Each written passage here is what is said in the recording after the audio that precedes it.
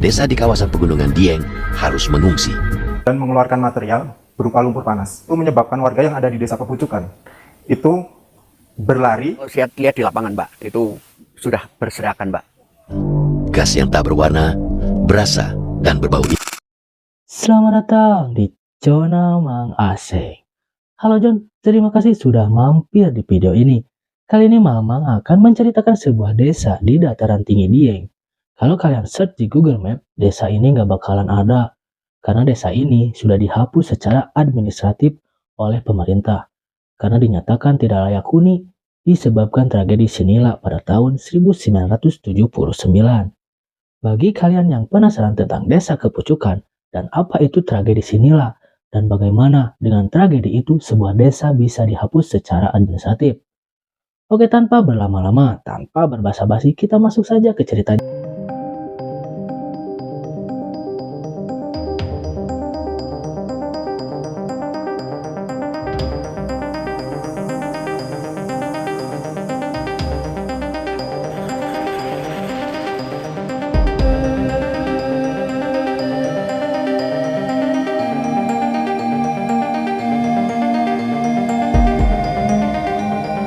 Desa Kepucukan, sebuah desa kecil yang terletak di lereng dataran tinggi Dieng, menyimpan pesona tersendiri. Desa ini berada di kawasan pegunungan dengan landscape yang subur dan hijau, dikelilingi oleh ladang pertanian yang menjadi sumber utama kehidupan penduduknya. Desa ini juga kaya akan kebudayaan lokal yang diwariskan turun-temurun. Mayoritas penduduk Kepucukan bekerja sebagai petani.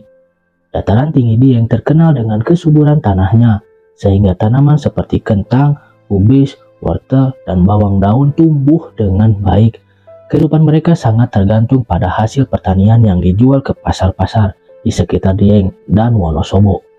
Selain pertanian, penduduk desa juga memiliki kebiasaan beternak kambing dan sapi. Hasil susu dan daging menjadi penunjang ekonomi desa. Meski hidup sederhana, penduduk desa Kepucukan dikenal sebagai orang-orang yang ramah dan gotong royong selalu menjadi bagian dari kehidupan sehari-hari mereka, John. Tidak hanya perekonomiannya, desa ini juga kaya akan kebudayaan. Kepucukan memiliki tradisi yang erat kaitannya dengan kepercayaan lokal dan adat istiadat yang masih terjaga. Salah satu upacara adat yang sering dilakukan adalah selamatan tanah yang diadakan ketika musim tanam tiba. Penduduk akan berkumpul untuk berdoa, memohon kepada Sang Pencipta agar diberikan hasil panen yang melimpah dan terhindar dari bencana alam. Upacara ini melibatkan seluruh anggota desa. Mereka akan membawa makanan dari hasil panen sebagai persembahan dan berdoa bersama di balai desa atau ladang.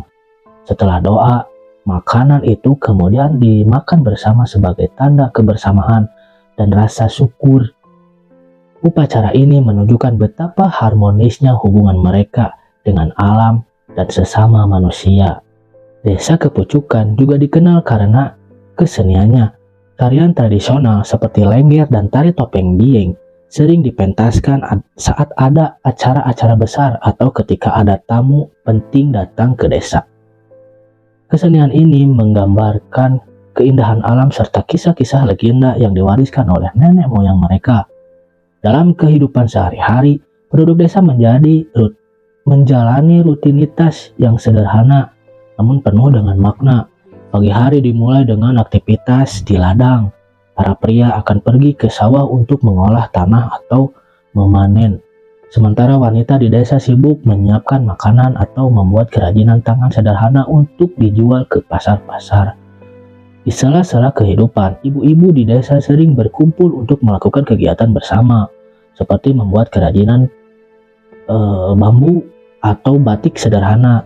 Kegiatan ini tidak hanya untuk menambah penghasilan keluarga, tetapi juga menjadi sarana menjaga kebersamaan dan keharmonisan dalam desa. Anak-anak desa Kepucukan juga tumbuh dengan cara yang sederhana. Mereka sering membantu orang tua di ladang setelah pulang sekolah atau bermain layang-layang dan permainan tradisional lainnya di ladang terbuka. Mereka dibesarkan dengan nilai-nilai kemandirian, kerja keras, dan cinta pada alam. Desa Kepucukan mungkin terlihat seperti desa pada umumnya, Namun kebersamaan, tradisi, dan ketergantungan mereka pada alam menciptakan ikatan yang sangat erat di antara penduduknya. Sayangnya, desa yang penuh dengan kehidupan ini harus menghadapi nasib tragis akibat bencana alam yang tidak terduga. Tanggal 20 Februari tahun 1979 lalu. Sedikitnya 149 orang meninggal dunia dan ribuan lainnya terpaksa mengungsi akibat bencana ini. Bencana yang dipicu gempa bumi ini dikenang sebagai tragedi Kawah Sinila. Pada tanggal 20 Februari 1979, di pagi hari di desa Kepucukan mulai seperti biasa. Penduduk desa beraktivitas di ladang, anak-anak bermain di halaman rumah, dan suasana damai seperti hari-hari sebelumnya. Tidak ada yang menduga bahwa bencana besar akan segera terjadi. Menurut sumber, sekitar pukul 6 pagi tiba-tiba terdengar gemuruh dari dalam tanah di sekitar kawah Sinila. Gemuruh ini diikuti dengan letusan-letusan kecil yang terjadi di kawah tersebut, disertai dengan keluarnya gas beracun yang tak terlihat oleh mata. Gas tersebut adalah karbon dioksida dan hidrogen sulfida. Gas yang mematikan jika dihirup dalam jumlah besar. Gas beracun yang dihasilkan dari letusan tersebut mulai menyebar dengan cepat di dataran rendah sekitar kawah desa Kepucukan yang berada tidak jauh dari kawah Sinila. Menjadi salah satu paling terdampak. Saat gas itu menyusup ke desa, penduduk yang tidak menyadari ancamannya tetap melanjutkan aktivitas seperti biasa. Perlahan, penduduk desa mulai merasakan efek dari gas beracun ini. Beberapa orang tiba-tiba merasakan sesak napas, pusing, lemas. Banyak yang jatuh pingsan hanya dalam beberapa menit setelah menghirup gas beracun tersebut. Mereka yang mencoba melarikan diri tidak memiliki cukup waktu karena gas menyebar dengan cepat dan tidak terlihat. Makanya banyak yang korban yang tergeletak di jalan, di ladang, di rumah bahkan, karena tidak sempat untuk melarikan diri, John. Ketika itu, tim penyelamat segera dikerahkan setelah ada kabar tragedi ini menyebar. Namun sulitnya akses menuju desa dan berbahayanya gas yang masih mengendap membuat evakuasi korban berjalan lambat. Para penyelamat menggunakan masker dan alat pelindung untuk menghindari gas tersebut. Ketika tim evakuasi tiba, mereka menemukan banyak korban yang telah tak bernyawa. Sebagian besar masih berada di rumah mereka atau di ladang tempat mereka bekerja. Bagi para penyintas, tragedi ini menjadi mimpi buruk yang akan terus membekas dalam ingatan mereka.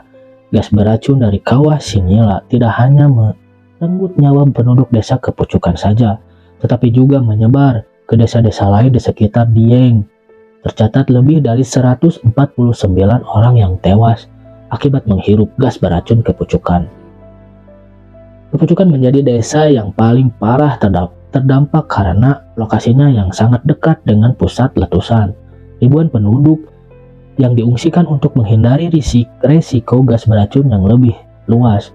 Kawasan Dieng kini dianggap sebagai salah satu daerah yang memiliki potensi bencana vulkanik yang sangat besar. Dan hingga kini, penduduk sekitar masih hidup dengan kewaspadaan tinggi. Hari ini, desa Kepucukan tidak lagi ada. Tempat di mana desa itu pernah berdiri sekarang hanyalah lahan kosong dan pepohonan-pepohonan. Kenangan tentang desa ini perlahan memudar. Namun tragedi Sinila akan selalu diingat sebagai salah satu bencana alam terbesar di wilayah Dieng. Desa yang hilang ini menjadi simbol betapa dahsyatnya kekuatan alam dan bagaimana kehidupan dapat berubah dalam sekejap mata. Meski desa tersebut kini sudah tiada, kisah Kepucukan tetap hidup dalam ingatan orang-orang yang selamat dalam tragedi mengerikan ini. Desa Kepucukan kini telah hilang. Tempat yang dulu penuh dengan canda tawa, kehidupan, budaya kini tinggal sunyi. Tragedi Sinila menjadi bukti bahwa alam meskipun indah memiliki kekuatan yang luar biasa dan tak terduga.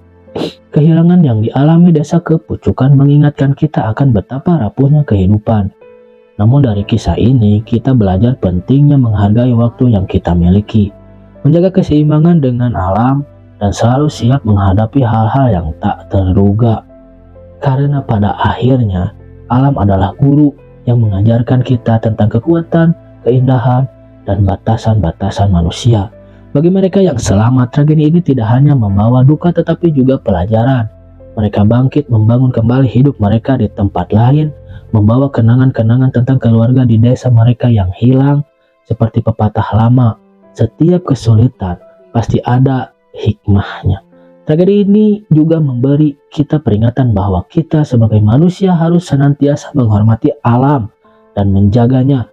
Teknologi dan pengetahuan mungkin bisa memprediksi sebagian bencana, tetapi kita tidak akan pernah bisa sepenuhnya menaklukkan alam.